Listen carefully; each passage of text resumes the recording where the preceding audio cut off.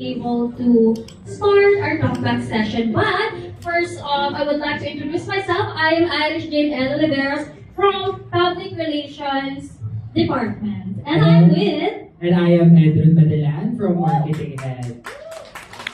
So, thank you so much for staying with us for today's press preview. So, we're truly excited to share this moment with, of course, our beloved guests and students organization.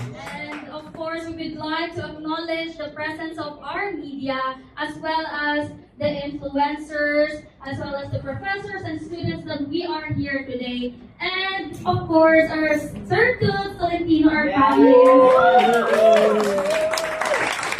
Toots, I'm here with us today. Your support are really honored. Thank you so much. Yes, so from all of us from FU Theater Guild, thank you so much for amplifying not just today's event, but the passion and the purpose behind it.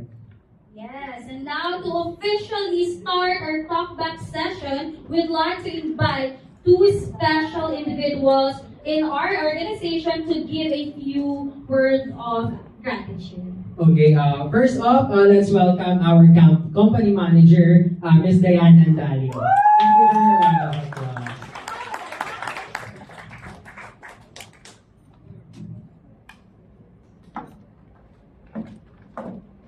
Hello everyone, and thank you so much po sa time ninyo. Sana po nag-enjoy kayo at marami po kayo natutunan sa kanila. Ayun, thank you ang aming ate D.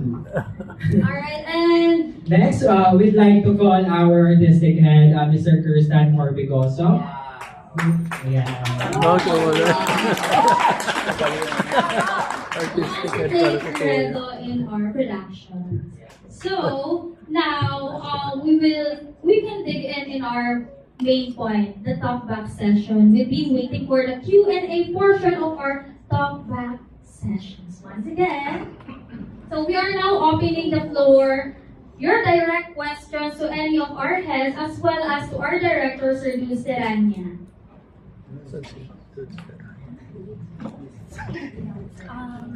Introduce me muna. Good afternoon. I'm Omar. I'm sa media. I would like to comment on the production. Congratulations. And then, aside from we're just listening and watching, it's extra sensory kasi pagpasok lang namin namin yung isa eh. Which is true. Tapos ngayon may pang free taste.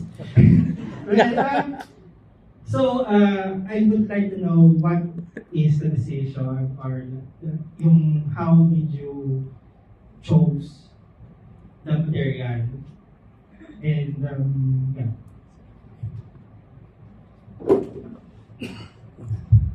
Actually, yung theme nung mismong play, yung tinignan namin when it comes to choosing the play. And based kasi dun sa season namin for this theater season is yung pagka-dark nung mismong play. Siya yung nakakuha nung namin interest kung paano namin i-dig yung mismong play, ano yung mga possible na pwede pang halongkatin dun sa mismong story. Can we invite the cast? Kasi we want to Well, thank you for the answer. So, once again, congratulations.